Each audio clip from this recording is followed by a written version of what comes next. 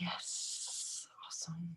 All right. Welcome, Dr. Sharnael. Is that how you pronounce it? Yes, ma'am.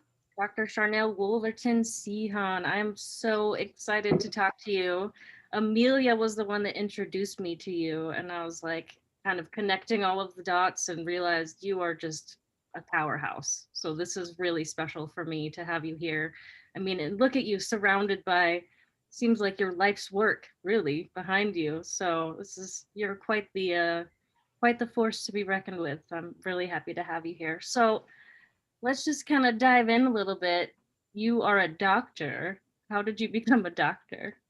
Well, I never thought I was going to go down this path for sure. I didn't, when I was growing up, I wasn't like, I want to be a doctor when I grow up. I thought I would be working with spiritual work and really had a big drawing to God, source. I do like science, but not necessarily thought I would do this. And animals is another thing I was really drawn to.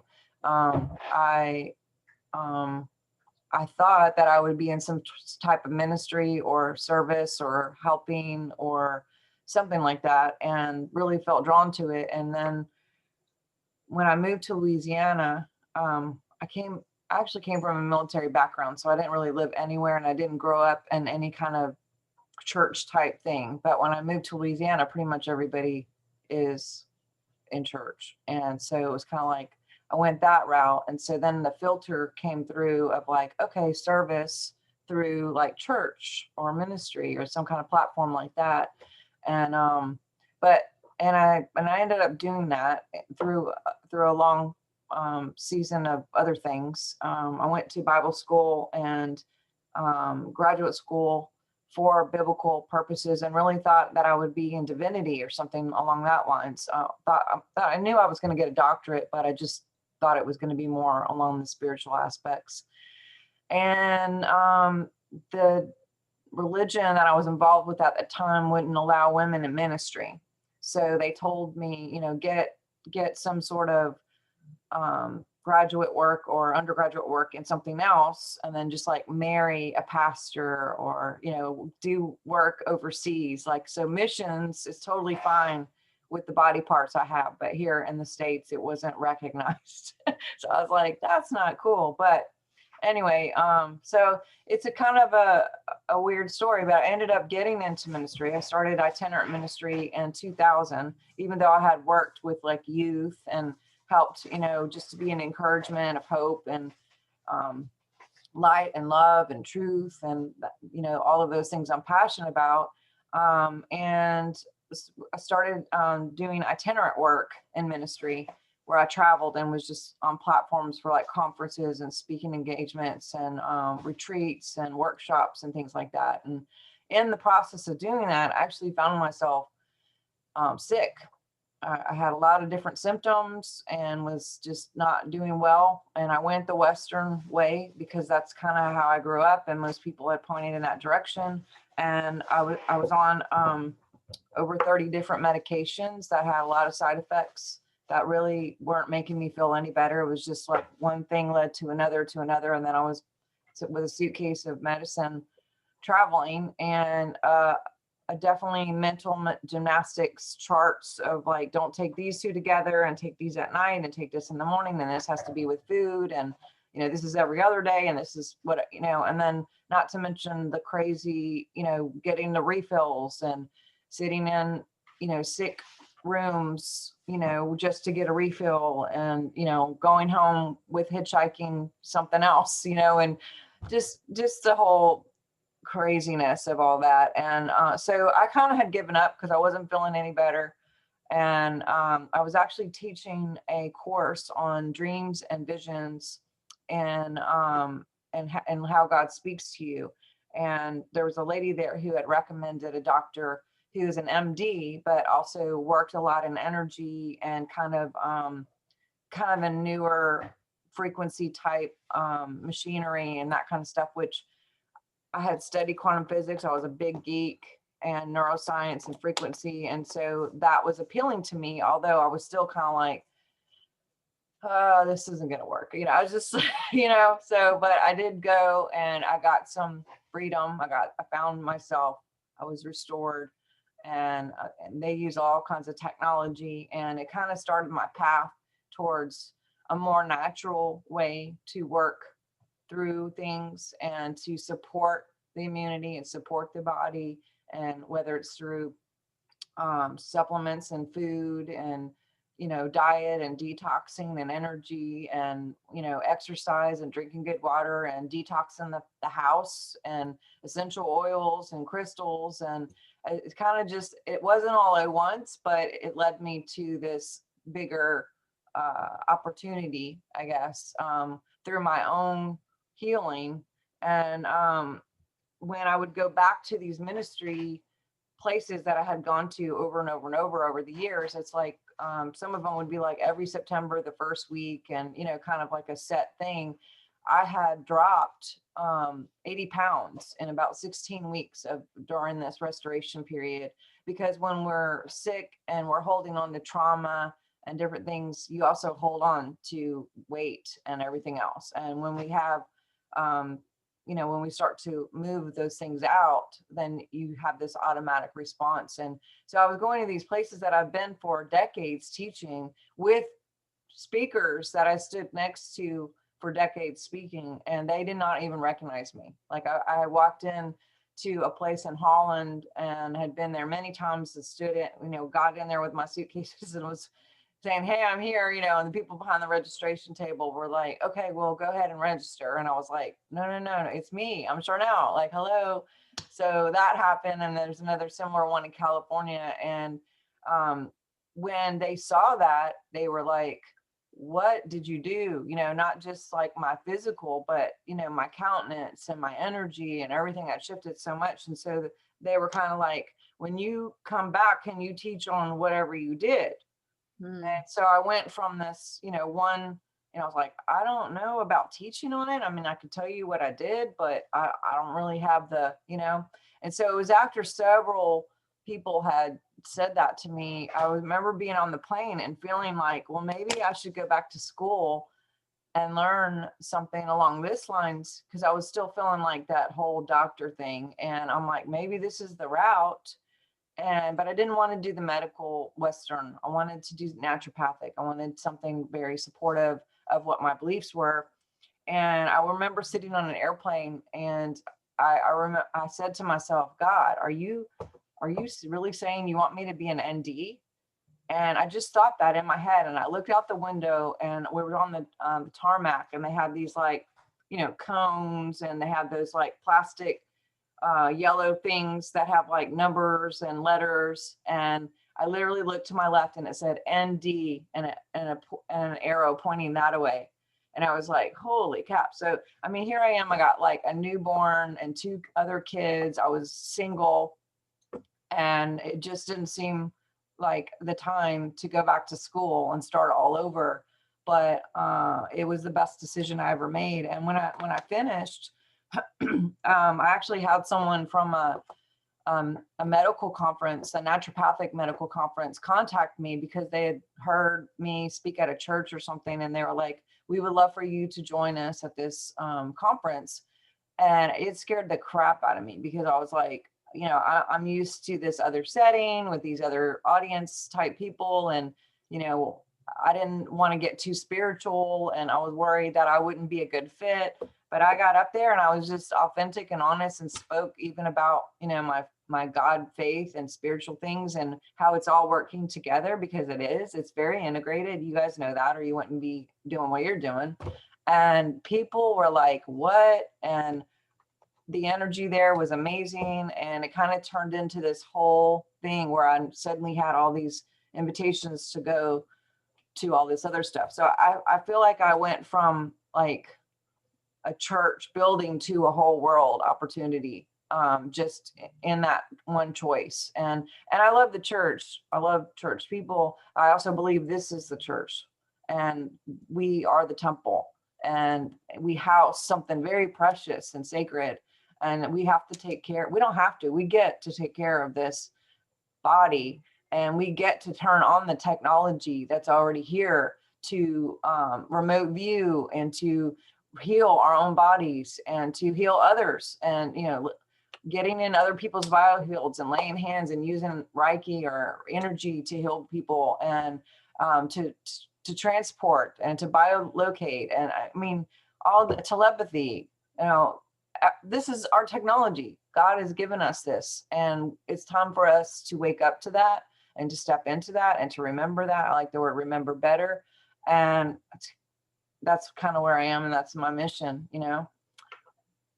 That's amazing. It's so cool. So you became, you knew you wanted to do the naturopathic thing, like what, in your like late 20s, early Oh 30s? no, I was late 30s, Okay. going back to school with 3 babies and Wow. freshly divorced. So I was like, seems like the time wasn't, but also it wasn't ever so I would sit here and have like a practice and be able to like see patients every day. I didn't ever have that in my mind. I had it in my mind that I just wanted the information. So as I traveled everywhere and people would come with 200 questions, then I would be able to say, this is what you do, and it did turn into me getting a practice for a short time. And as soon as I had it, it flooded.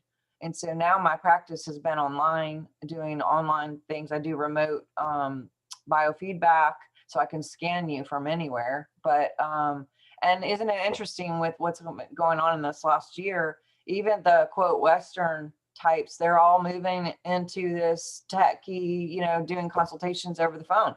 So Yeah. I've been doing that for a long time, and it's proven very, very helpful support to my clients. And I work in 40 different countries, and I have over 15,000 clients, and that grows and grows and grows. And so it's cool what God is doing, and what he's using social media and the internet to really just shrink the world. It's so cool. And you've been doing a lot of interviews with people who are speaking up about, what is known as red pill information. How did you come across all of that? Well, as I said, I grew up military. I was part of some of the projects having to do with Montauk. So I kind of was aware, at least on a subconscious level, of some things. I had an encounter at 4 years old that kind of shifted some things for me too. And so, I've always had this truth has been, and still is, I'm going to get emotional. I wasn't planning on crying. Truth is a standard that I hold very sacred and dear and holy, and love and truth it's important to me above all things. So I don't enjoy deception, or when anyone, whether it's government or I don't care who you are, don't lie. It's time for us to stay in our truth and stay in our love. And there's an authenticity to it. You can pick it up, you can hear it, you can feel it. We recognize truth. And I think that we're in a season, especially in this last year, because of what was presented to us, people made some choices, and that caused maybe a chance for people to sit a minute and to look at where they are and who they are and what was happening and what is happening. And it's caused a lot of questions that are important to ask right now. And it's getting crazier by the day. And my hope is that whatever's going on even now as we speak would provide another opportunity for a new round of waking up. I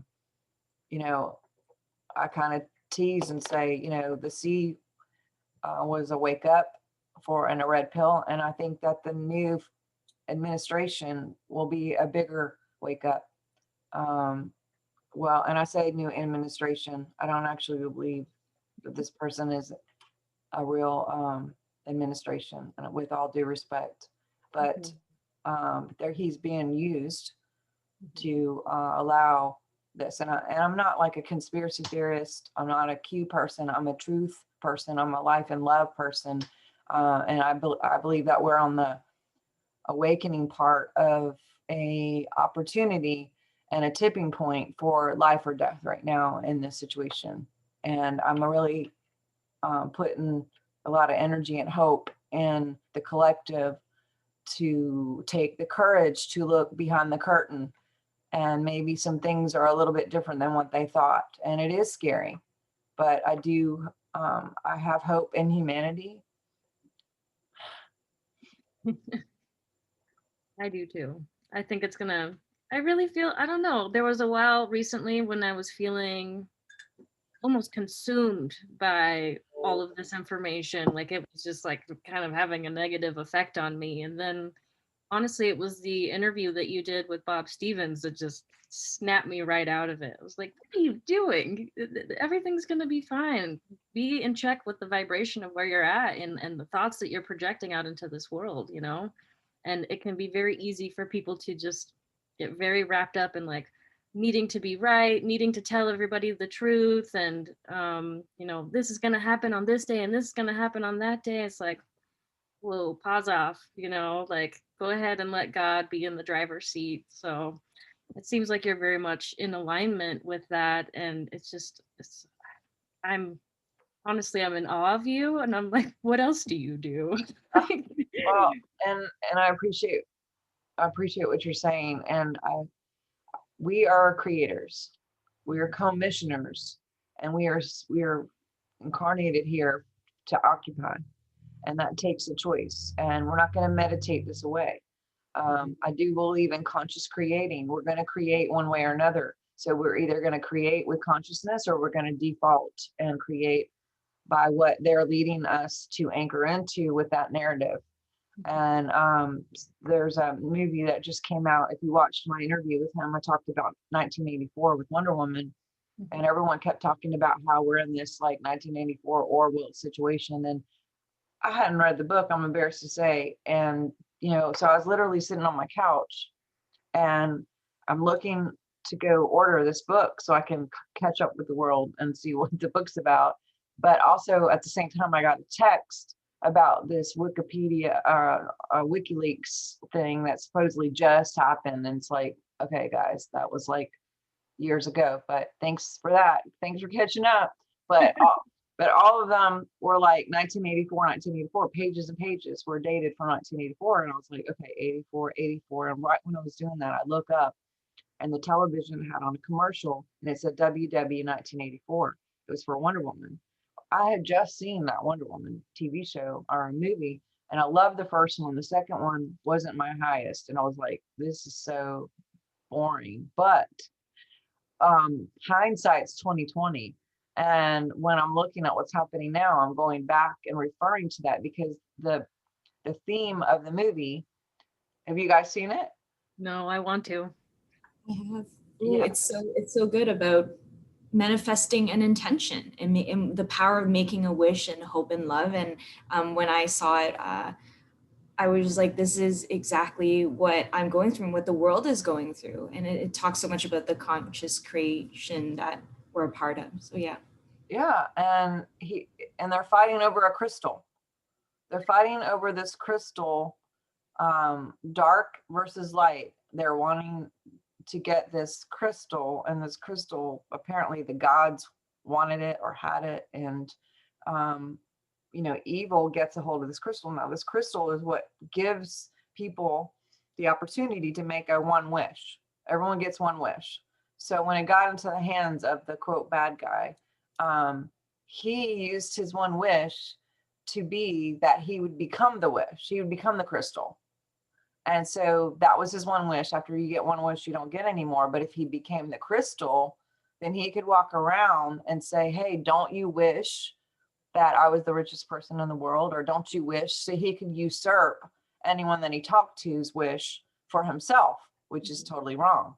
But then it goes as far as trying to find some sort of satellite system where he can go and be in a place where everyone on the world can see him at one time, and he could say whatever he wants, and the world would usurp their wishes with him in that one moment. And he even like got the president involved. He actually, you know, said, don't you wish I had the same authority you did? And the president gave him that authority. He was like, sure, yeah. And like, not, and this is the thing, we're giving up our wishes by default by connecting to the narrative that's being shown through the programming of the MK Ultra. And I mean, they did it in Montauk. They've done it through these towers. Or, you know, there's lots of programs they've done this with. And the MK Ultra biggest mass mockingbird project is using the media and sports and music and whatever to get everyone to lock in to whatever they pump through there, because this is the crystal. Mhm. You know, the pineal gland is what projects, and when we project out whatever we're thinking about, what we're talking about, what we're feeling, we project it out, it goes into the biofield.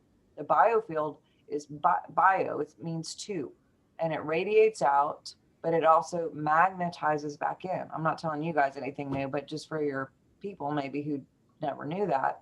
But your biofield is about 6 to 8 feet, and it goes out, and basically it contains code by what we're thinking about, what we're talking about, what we're thinking, talking about, and feeling. This is the biggest magnetizer.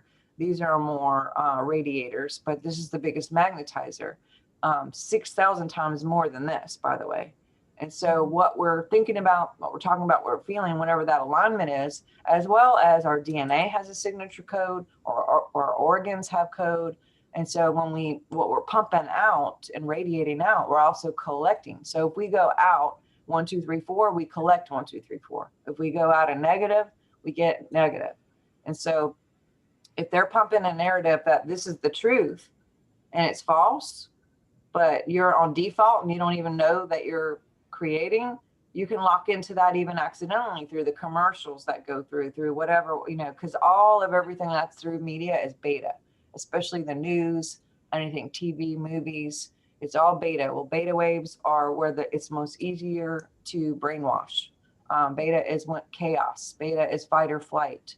So if you get them beta waves and they pump it through beta, then you could be watching TV, you know, kind of half asleep. Next thing you know, you have the code and the programming subconsciously, unconsciously, and then all of a sudden you may be changing your belief systems. You know, repetition can change belief systems. Well, here we go. We got news channel after news channel, and they're all like literally given a script and bought and sold by 3 people who basically are like, you know, here, this is what we want the narrative to be. So the whole world anchors into that visually, with our ears, with our hearts, emotionally, in a state of chaos, so we can be conformed to that. And if you're not careful and you can't recognize truth versus lies, then you could submit yourself to that, and then you'll use your creative power to set the world up, and they don't have to do anything by force because we're all doing it, cancel clear. So I believe we're in a 1984 situation. Currently, I believe that there is an opportunity for reset or awakening.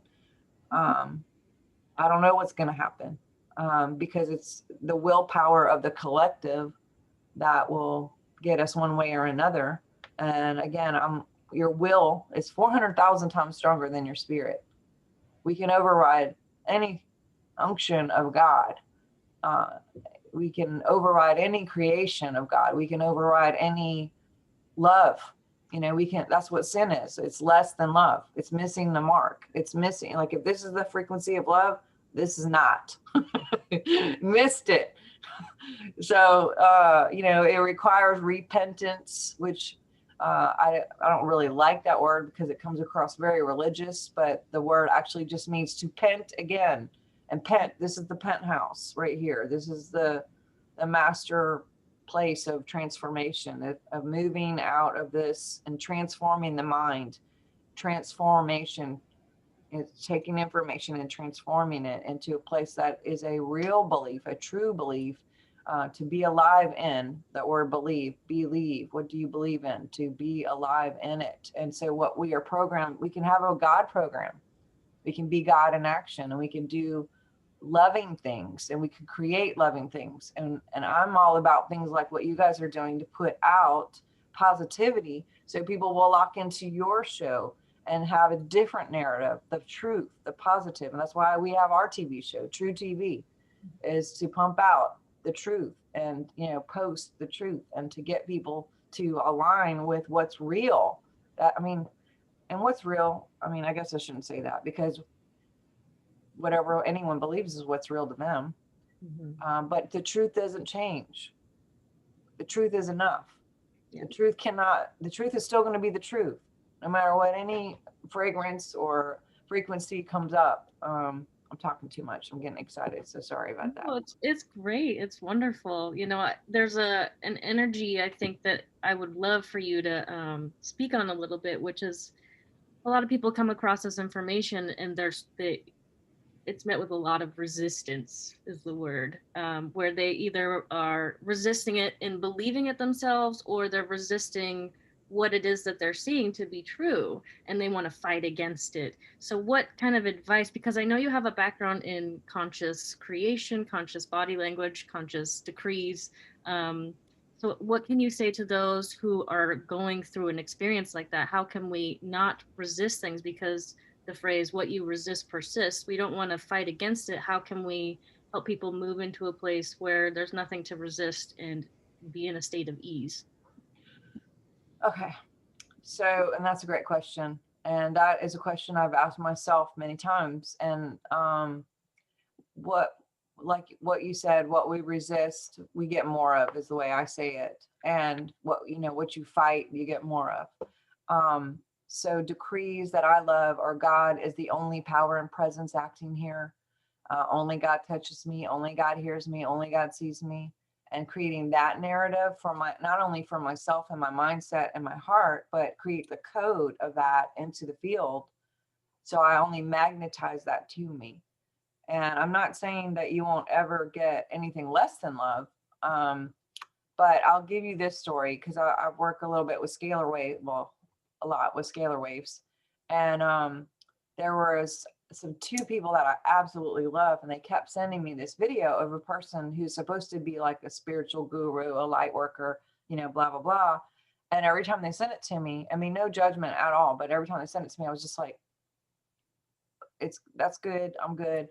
And they just kept sending it to me in a different way. So I was like, oh, you didn't see the whole thing, look at the end, it's like, I don't know what it was in me. And then I told them, I'm like, some people like ketchup, some people like mayonnaise, like it just doesn't vibe, and so it wasn't like I was mad or anything, but I just told them, please don't send me any more of this person, because I'm not going to watch it and you're wasting your time. And she's probably an awesome person, and also no.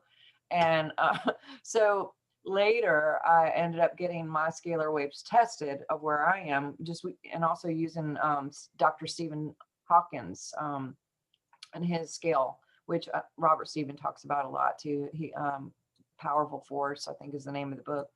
But I was sleeping, and I was literally in my bed, and at 4:00 in the morning, I pop up and my mouth says, she just doesn't resonate with me.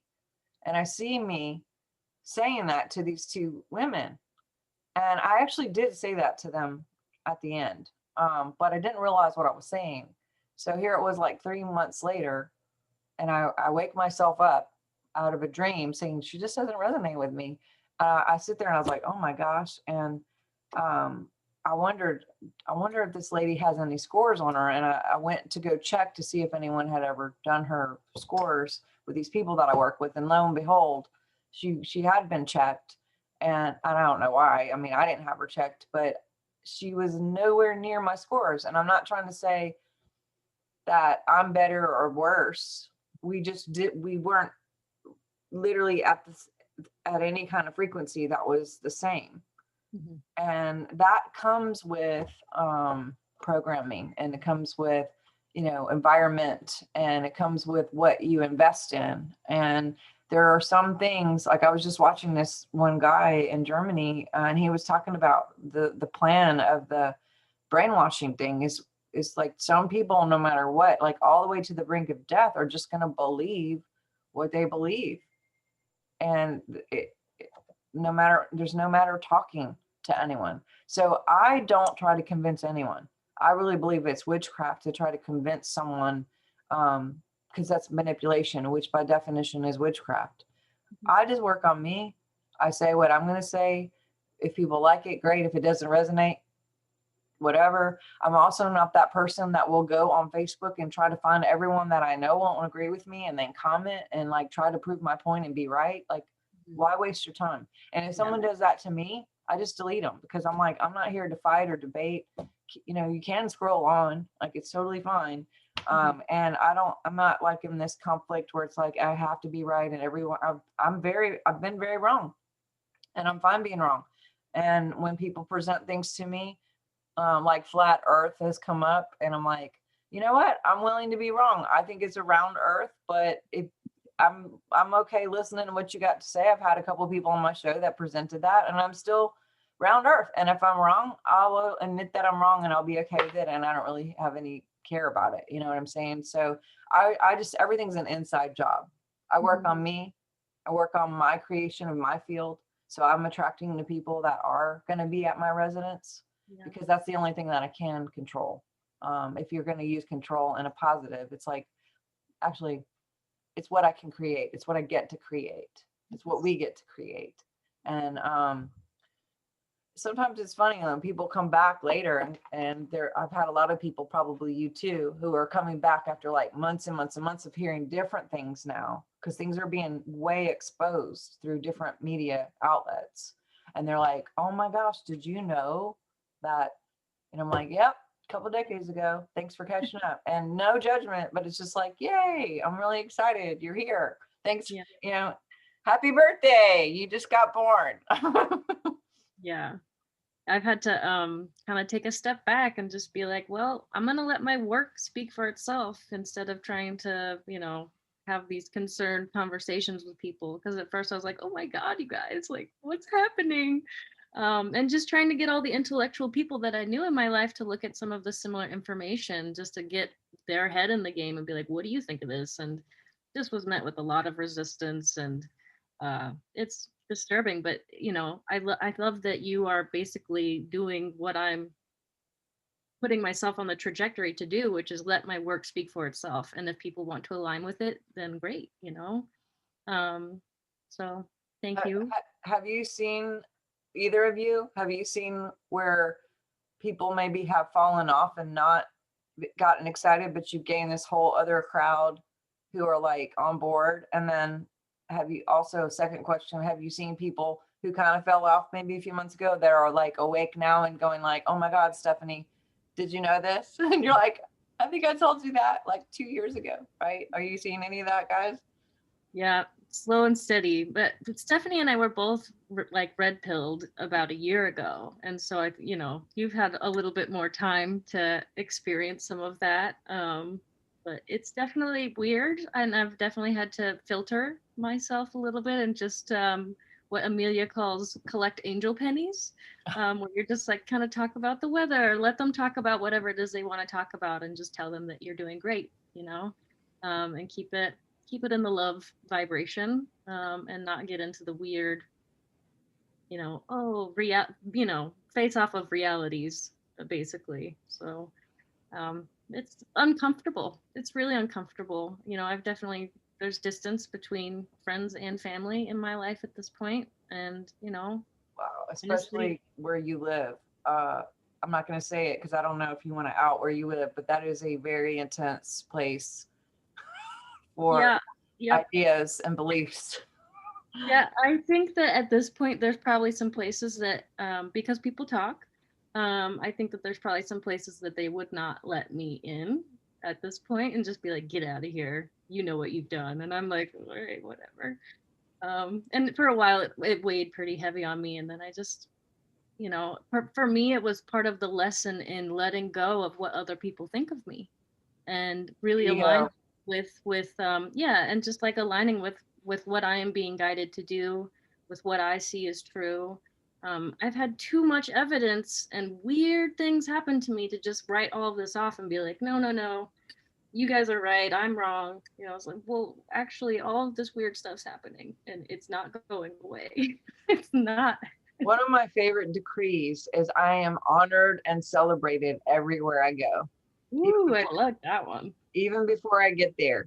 So if I know I'm going somewhere that might be a thing, and I have this like bad feeling or expectation, we can create that. We can Yes. self-prophesy, fulfill our own stupid prophecies. So I have to catch myself, or I get to catch myself and go, oh, no, I'm changing that, because I'm the script person. I can reverse that, verse it again. And it's like, I expect love everywhere I go. I am, and I can, and I am love everywhere I go. Love follows me everywhere I go. I meet love everywhere I go. I'm honored and celebrated everywhere I go. Those kind of repetitions energetically to kind of pump out that code. So I'm drawing in something positive. I love that so much. Ugh, thank you. Definitely needed that. Needed that one. What's that, Stephanie? Definitely needed that. Been trying to be my authentic self and be able to speak my truth and my knowledge and share what I know. And I really admire Jessyme because, the town she's in, people are very judgmental. But for me, the judgment is in myself, right? I'm in Toronto. It's quite free and, people are very liberal in thought, kind of.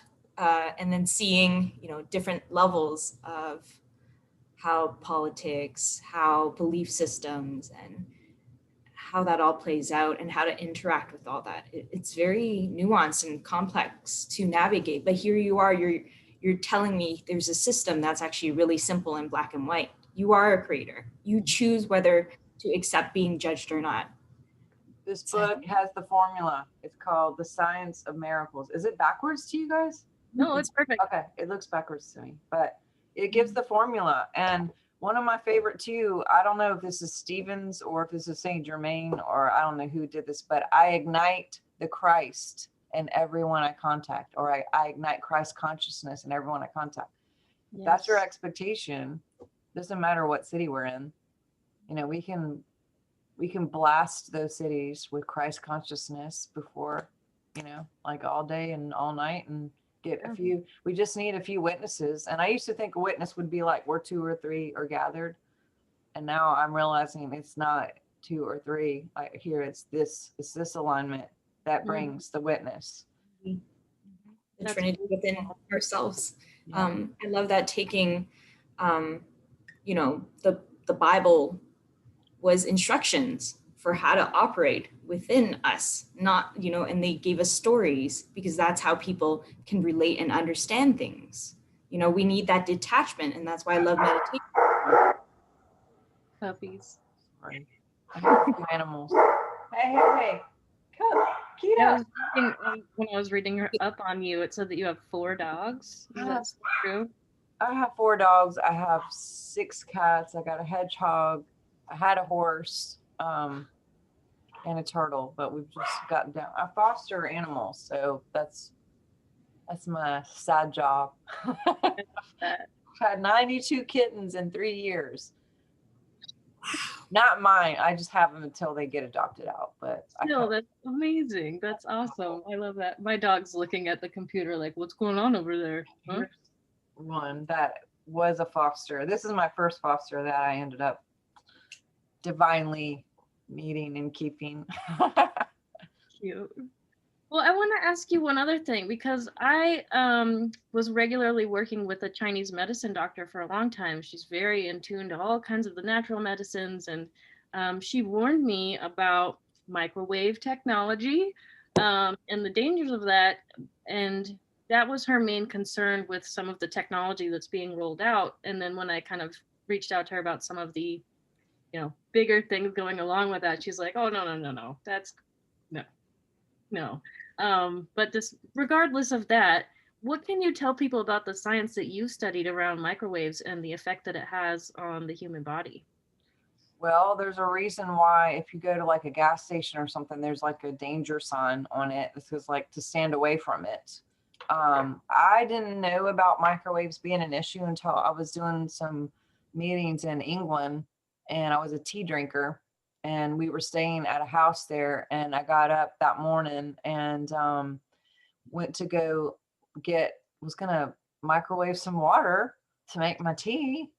And I was like, where's the microwave? I looked everywhere, and my friend Dana was with me, and we were just like, well, that's so weird. Who wouldn't have a microwave? But so when they got up, I asked them about it, and we were in Manchester, and the guy was like, what do you mean? He totally thought we were insane. And he's like, those are illegal. Mhm. And this is like, I think it was like late 90s, probably early 2000 when that happened. I was like, illegal. So I started doing some investigating, and turned out it's illegal in most countries. And then I thought, well, because we're nuking food. We even say the term like nuke, let's, go nuke the food. And like, then you eat that nuke in the food, you kill everything that was good about it. And same with the tea. I was like, well, it'd be fine with the tea, but you nuke the water. You put a really awesome tea bag or tea in it, and then you kill all of that and drink it. So it's like, yeah, no go, no bueno. Yeah, it's wild. I mean, and it seems like the new technology that's being rolled out is like a super version of the microwave stuff. So it's just. I actually have some really good EMF protection for the 5G stuff, and I have like a plug-in that we carry on our website that'll cover 2,000 square feet. The main ones would be for like cell phone. I keep one on my phone, and then when I'm talking on the phone, I put it on speaker and hold it away from the brain. That's really important. And then I wear a necklace for body support, just because it's like a shield when you go out, because they have like stuff in the walls of places you go public, all of the wiring everywhere. I mean, it's in the ground. But Wi-Fi, cell phone, major appliances, we got rid of the microwave when we got back from that trip. And I mean, you can have it and not even use it. If it's plugged in, it's still emitting radiation. So, but we tested about 15, 20 companies, and most of them that we found were like plastic, like a $75 piece of plastic that did no protection at all. And the ones that we found were sometimes up a block away, like a protection. So I was like, okay, so I really love this company. I know of a billion more have come up since then, but that's what I've been using. And then we don't have a microwave, and people who come over, even my kids are like, can we get a microwave? Because their friends have them and stuff. I'm like, no, baby, we're not getting a microwave. Yeah, when I did my holistic health coaching training, I got rid of my microwave very quickly after that. I was like, well, we don't need it. We got toaster oven, we got a stove, like we got everything we need. So people are always like, well, how do you cook? It's like the oven, the stove, just you think they cooked like 100 years ago, they still ate back then. No, I make a fire in the middle of my living room, and we just like, no. It's like, really? What do you mean, how do you cook? Do you not have a stove? Yeah. Well, I know that you also do some work with essential oils, and I love that it's called essential. I always have essential oils on me. And I've definitely actually been in the position where I've got to anoint people, but not like in a spiritual sense, because there's just like really stinky stuff around, and everyone was like, oh my God, can you please give me some of that? But I think it was you that said that you had done a test on essential oils like 10 years ago. Was that you? I've tested different companies because I'm kind of like a stickler for authentic, real stuff, pure stuff. And what happened is I was having, I would talk about oils in general. And when I first started my practice, and I was getting people who come in, their eyebrows were falling out, they were having skin rashes, they were throwing up, they're having diarrhea. And I said, what is going on? And we would find out that they were using essential oils because of like a class that I had taught or something that they saw. They went out and bought it. And I was like, what's the name brand that you're using? And after a while, I was seeing like repetition of a lot of these companies were kind of messed up. So we started testing them, and we would find out like one bottle, for example, was supposed to be peppermint, and it was 98% not peppermint. We tested like myrtle or lavender, and it would be, or cedarwood, cypress, wintergreen, and it would be like 99% not wintergreen. And I'm like, what's in this stuff? And so we would look to see what it was, and it was a breakdown of either propylene glycol, which is antifreeze, that's used for the purpose of shelf life, which you don't need any shelf life if you're using real oil. Like King Tut tomb had stuff in there from years ago that was actually still really high frequency. But if you see an expiration date on an oil, then you know that something else is going on with that, right? But what they were doing is, or they would use like carrier oils, you know, which carrier oils in itself are not bad. Like if you want to put it with an olive oil or a grapeseed oil or something. But if you fill it all with grapeseed oil and you only have like a couple dots of, or a couple of drops of something, then you're not going to get the effect that you would when you apply it neat, because anything that's a carrier is thick. It's really thick. And so basically it'll sit on top of the skin and it will not penetrate to go into the blood-brain barrier or the cells. Now, if you're using a fake oil, you don't want it to go in your cells anyway. If you're using propylene glycol, that is not a good thing either to diffuse, to breathe in, and or put on your body to have any kind of reactions. But so I called the FDA and I'm like, how is it that these people are marketing all this stuff 100% therapeutic grade A, da da da da, and they're not? And they were like, oh, well, the label says that the oil is 100%. It doesn't say that the bottle contains 100%. I was like, wow, you guys are like messed up. So people are walking around and thinking that they're getting something and that they're paying for, and it's really causing them harm, number one, and not giving them medical support that they may be looking for. But also it could be actually harming them. And so I found two companies that do actually have the whole bottle contains. But what we've been, for a while, we pushed and we were trying to get something set up with the FDA that they would force people to put the contents on the ingredients on the back. Because if you go to a grocery store and you get cranberry juice, first of all, good luck. But second of all, unless it's like a health food store, but at least if it says something fancy on the front, like 100% natural, 100% organic. Well, my tire on my car is organic. So it's like, what is organic? But, you know, but if you look on the back of that cranberry juice, you can see the breakdown. And it's like, you know, 97% fructose or 90% apple juice and, you know, maybe a little bit cranberry. So you get to see, you know, most people would be tricked and just go, oh, that's cranberry juice. And they think they're doing something great, when really that's not going to help their kidneys to smash a bunch of sugar in there. But you know what I'm saying? So not everyone's trained in how to look at the marketing, so you can be tricked. And then the scary part is that we actually found other more dark and sinister things in these oils, including semen, blood, urine, things like that. So we recognize, at first I was like, what? Why would that, you know, it's like, what in the world? But knowing what we know about certain organizations and cabal, I mean, this is a ritualistic thing where they can like sneak through with consent, because they need consent. It's like, if you buy it and you put it on, then you're doing it, not them. Right. So there's just all these trickery, you know, to get through a ritual, which now they have a direct contact through your DNA, because their DNA is connected to your DNA, you know, so it's scary. It's really scary. Ugh, that's wild.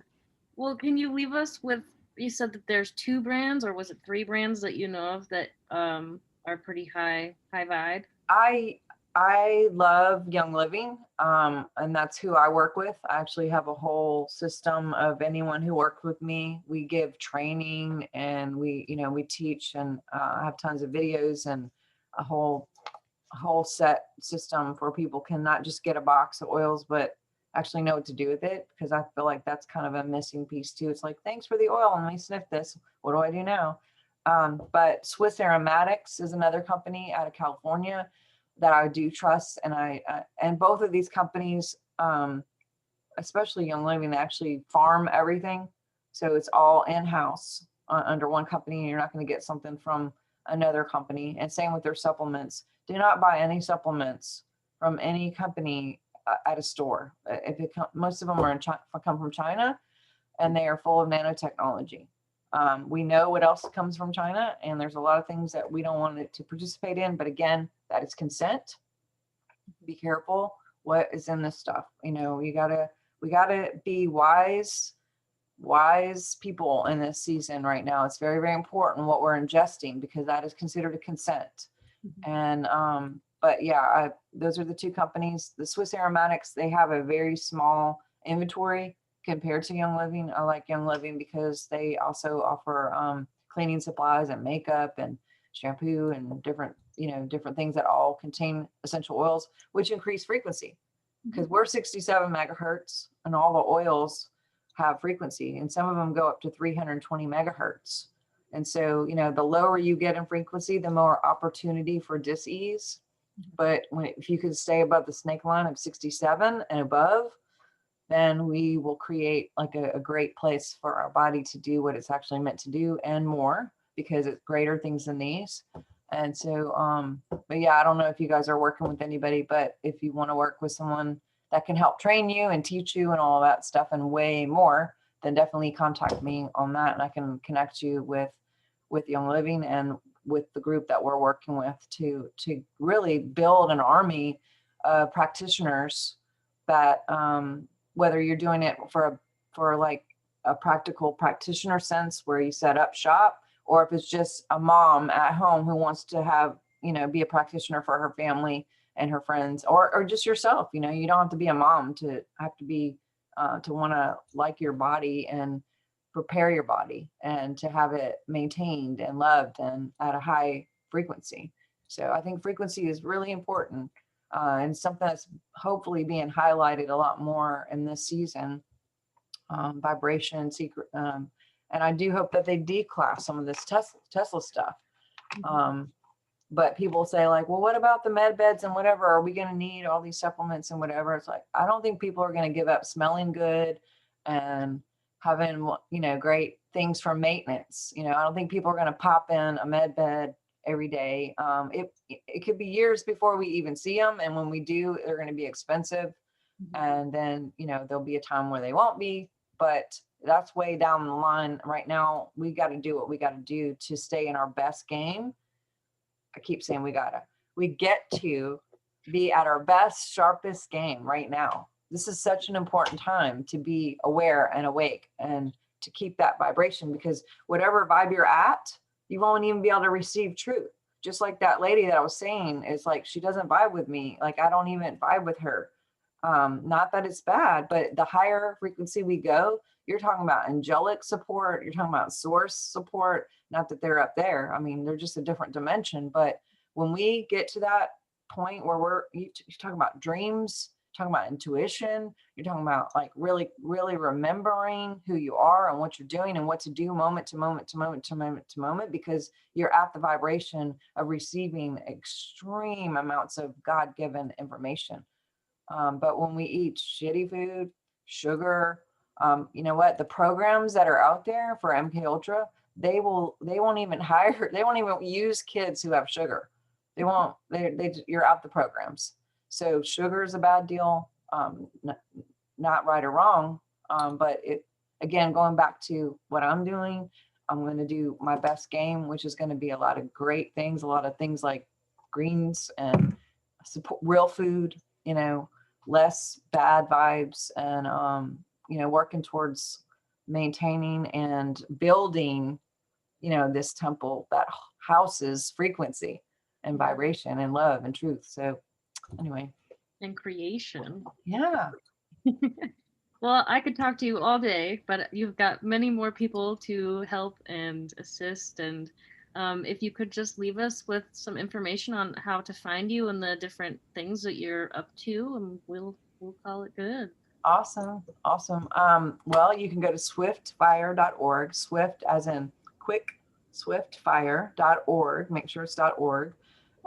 There you can get on my newsletter, which is absolutely free. We have True TV, Swiftfire True TV, and you can sign up for the newsletter. It'll send you any of the interviews that we're doing or any new blogs that I do. There's some great resources there. My books are there. My crystal oils and decree cards are there. Yeah, I have a book on keto, on how to get out of the sugar cycle, keto reset. I have 5 books there. I have tons of classes in there. You can connect with me too regarding like learning how to muscle test, my divine partner.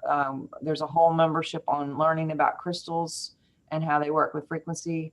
And then too, if you're interested in essential oils, I have a program there where people can get their own membership and start learning and training how to be your best game for that in your home. So Awesome. swiftfire.org. Awesome.